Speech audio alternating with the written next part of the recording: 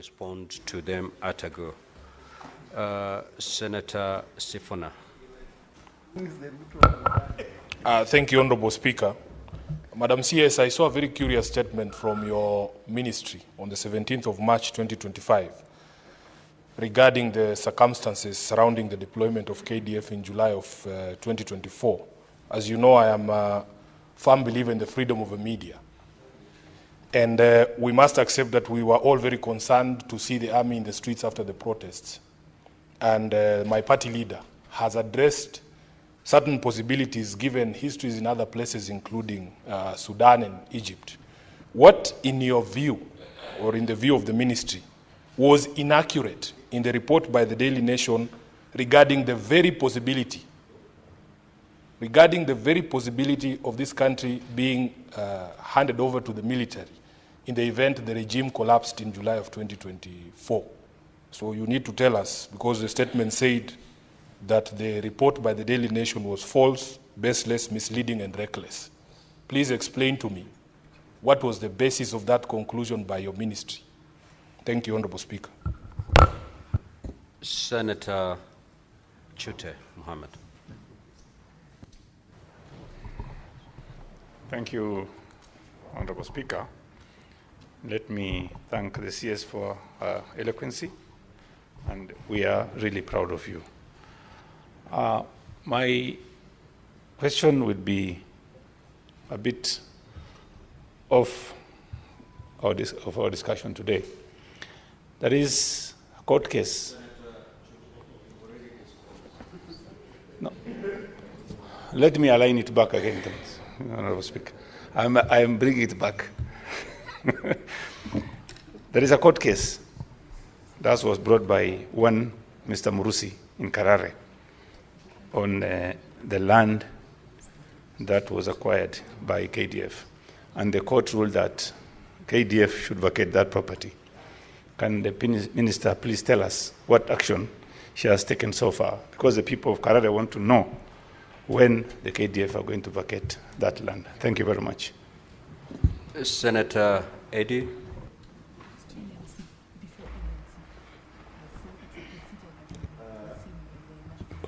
Thank you, Mr. Speaker. My supplementary question is on question number 3, set by the Senator of Kisumu, Senator Ojienda.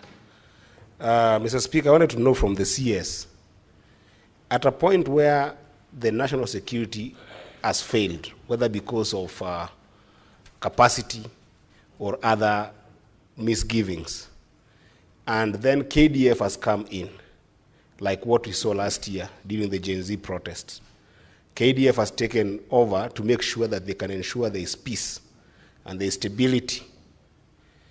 Do they also take over the mess that has been created by inadequacy of the national security organ? Like the messes that we saw where, for instance, young people were killed and property were destroyed. Does that assumption only limit KDF to the issue of dealing with restoring peace, or does it extend to dealing with the mess that has been created at that time by the national security organ? And if that is so, then what does the ministry think of dealing with the mess that was created at that time, including what this House passed on the resolution of compensating young people who were affected and were killed during that protest? And this House has pronounced itself through a resolution on dealing with those messes. Is the ministry taking over that because the national security organs failed as demonstrated? Thank you, Chair. Senator Kathuri. Thank you, Honorable Speaker. And Honorable Speaker, I really want to congratulate our CS, Senator Soipan, who before she was appointed as CS, she was one of us in this House, Mr. Speaker. And she has not let us down this far. So, Mr. Speaker, my question is, actually first is to really congratulate the KDF joint operation in the North Rift and the National Police Service, because they restored norms in the North Rift, Baringo area, Samburu, the Baragoi area, is for the first time shops are open in that area, Mr. Speaker. So I really want to thank them for that joint operation. But Honorable Speaker, the other areas, sometimes I get restrained to talk about other areas, especially where I come from, Mr. Speaker. But to request whether the National Security Council can also consider also deploying the KDF to other areas which have similar problems with the North Rift, especially the border between Nyambene region of Meru County and the Isiolo-Samburu border, Mr. Speaker. If they can at least consider even doing an operation to wipe out or to weed out the illegal arms which are in that area. Mr. Speaker, because what happened, to give them a hand start, is when the bandits left North Rift and Samburu, the only safe haven that they have now is the Isiolo, the Samburu, bordering Meru, and that region.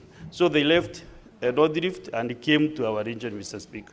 So they are really terrorizing us, and whether maybe they can consider bringing the same operation in that border so that also our people can live in peace, Honorable Speaker. I thank you. Senator Kamau. Thank you very much, Honorable Speaker, for giving me this opportunity to also ask a supplementary question. Honorable Speaker, I wanted to know from the Minister, what is the Minister of Defense doing, and whether the CS is aware that on 13th of March 2025, a heavily armed militia, believed to be Al-Shabaab, invaded a village in Mangai, in Kiunga, a village in Mangai, in Basuba ward in Lamu County, and that they were in pursuit of an area chief and NPR, who helps in maintaining law and order in that area. Honorable Speaker, it is believed that the militia got an opportunity to address members of the public and force them to even take the days that they were having. Honorable Speaker, since then, the members of the public have been living in fear in that area of not knowing where the militias will strike next and what will happen. Honorable Speaker, I wanted to know from the Minister, what is the Ministry doing to see to it that they safeguard those citizens that live in those areas? Final question, Mr. Speaker. I want entitled it is only one. In addition to that, it No, is you cannot add, Honorable Senator. I'm finishing, Honorable Speaker. Let me finish. Already finished. Kindly, Senator it is Boni.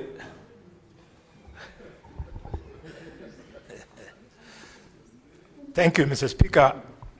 Mr. Speaker, allow me to request the CS to take, when you go back to the generals, to take our greetings and our appreciation for their professionalism and discipline as a unit of security in this country. Having said that, I'm a little bit apprehensive listening to you and reading the Constitution. It is not clear. Minister, once the forces are deployed, what self-propelling mechanism has the National Security Council put in place to ensure that once they are deployed, they do not roll into taking over government?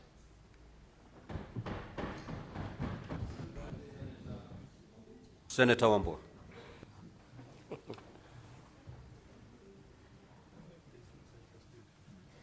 Thank you, Mr. Speaker. Mr. Speaker, you cannot fail to notice that Senator Medhu today is very, very well dressed. The hair looks good. Mr. Speaker, there's one thing, Mr. Speaker, that I have not told you. It's a lot of things I have not told you. I have not told this House. That at some point in my life, I lived in the barracks. My father is a former Army officer, that time Army, Kenya Army. And so matters security and matters defense are very close to my heart. Mr. Speaker, the world over, armies are trained basically to do three things. Basically. Whether it's explicit or not, but basically do three things. One is to fight. Two is to kill. And three is to die for the motherland. That is the basic training of any army anywhere in the world, including Kenya. Mr. Speaker, I would want to know from the CS, our colleague, Senator Soipan Tuya, when in July 2024, the KDF was unleashed on our streets, first of all, what battalion is it that was released to the streets? What was the mandate of their mission? Because the mandate must be very, very clear. And Mr. Speaker, the Gazette notice that released the KDF to the streets, has it been revoked, or are they in the streets in perpetuity? Mr. Speaker, I thank you. Senator Mungatana. Mr. Speaker, when the minister was answering, she gave two examples and said in the North Rift, where they were carrying out Maliza Uhalifu operation, the Inspector General of Police was in charge, and the defense forces were supporting. In our neighbor, Lamu County, when they were doing Amani Burning operation, it is the Chief of Defense Forces who was in command. The question I wanted to ask the minister, we have the highest respect for our defense forces as a nation, and the discipline and the respect, we admire them. But what we wanted to know, in fact, the question is not on their primary duties, which is the territorial protection of this nation. The question always arises on their secondary duties, which is, getting into civilian mix, and you have explained it very well. Why is it that you don't have a law specific for that? Don't quote the Constitution. Constitution gives general principles. Why don't you have a law specific on deployment of the army for civilian purposes? And the reason I'm saying this, Mr. Speaker, is that when you go to some projects, even construction projects, you are told these ones are not going to be advertised. It's the army which will do it. We have no doubt that the army can do it. But why isn't there a proper legal framework which is going to be, debated by the representatives of the people and made clear? And this is a suggestion, Honorable CS, that it is time, because all these questions are around the law, the application of how does the army get mixed with civilian life. I submit, Mr. Speaker. Senator Majaya.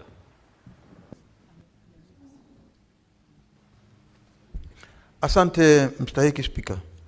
Mstahiki Spika, nataka kuuliza swali kwa waziri. Waziri, swali ambalo nataka kuuliza ni kwamba kuna sehemu kubwa sana ya shamba ambalo wale wanajeshi wa Mariakani Army Barracks wamelichukua ama wanaishi hapo. Sehemu kubwa sana ya shamba ambapo wale familia husika imeweza kutupwa nje na wamejaribu sana kuweza kupata hiyo ardhi yao, na mpaka hivi sasa bado hawajaipata. Wizara yako imechukua hatua gani kuona kwamba lile shamba ambalo ile familia imedhulumiwa pale Mariakani, na alafu imedhulumiwa na wanajeshi ambao wananchi sasa hawawezi kufanya chochote kwa sababu ni wanajeshi ndio wanaketi hapo, na ile shamba na hakika unajua ya kwamba ile shamba wakati ami ikienda pale wananchi wenyewe walikuwa wanaishi pale kama familia.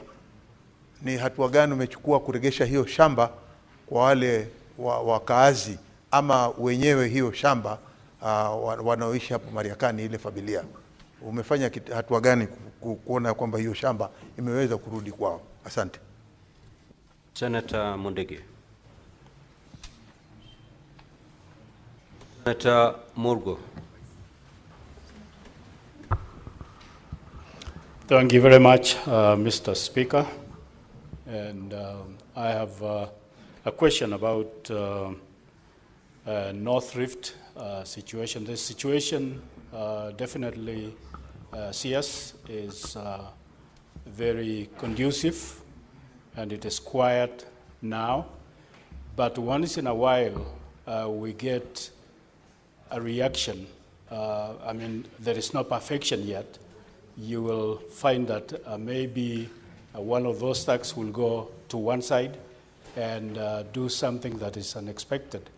But the reaction from KDF is equally disastrous because they beat people all over generally and even kill and shoot cows and all this.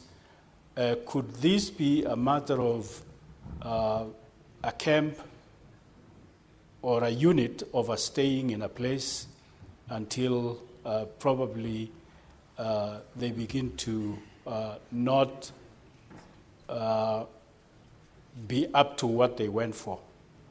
Because it seems like they are now not up to what they went for, but other things that are equally violent. Senator Mofire. Thank you. Thank you, Honorable Speaker. My question is to our former colleague, CS Soipan. Honorable Speaker, there is a very old tradition in this country that whenever we have a recruitment, especially the military recruitment, there is a lot of hue and cry from the public where people will go to an extent of even disposing their property to get money so that their sons and daughters can be recruited in the military. This, Honorable Speaker, has created a very imbalanced recruitment because only those who can afford to pay for that recruitment get their sons and daughters recruited in the military. We have had cases where parents have lost money through fraudsters. Get somebody who has requests you to get him some money so that maybe your son or daughter can be recruited in the military. In this case, Honorable Speaker, we have denied our poor parents an opportunity to get their sons and daughters serve in the military. So what is this that the ministry is doing? Because this is cancerous. It has been with us for a very long time. I don't know. I have not even captured any sentiment from the ministry for that matter and raising that pertinent issue that is affecting our parents across the country. What is your ministry doing to make sure that this bad habit stops forthwith?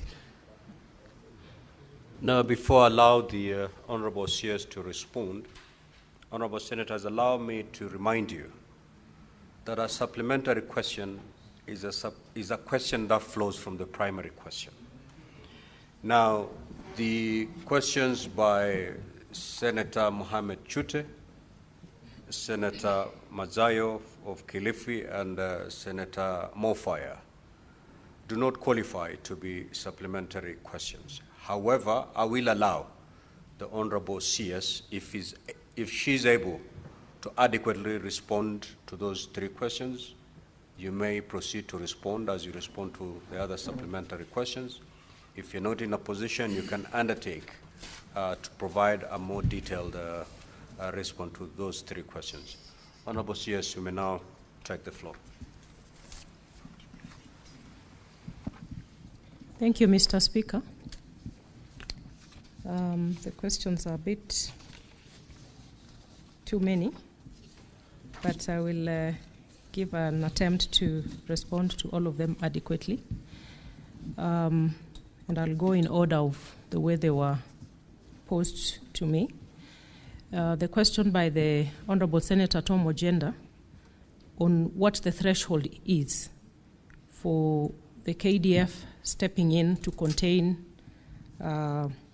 threats, internal threats, in support of the National Police Service. And Mr. Speaker, I had demonstrated that there is a continuous engagement between the national security organs through the National Security Council and the National Security Committee, and we deal with situational analysis of security situations on a very regular basis. So this is just to assure the country and this House that in as much as we don't have a scientific threshold to this effect, any matters that require the intervention of KDF, and this has been demonstrated over time, are done in a timely fashion. And this is in support of the National Police Service. And it is not to say that the police are not doing their work.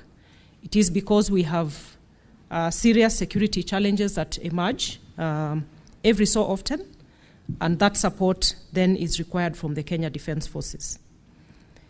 The second question, Mr. Speaker, was asked by,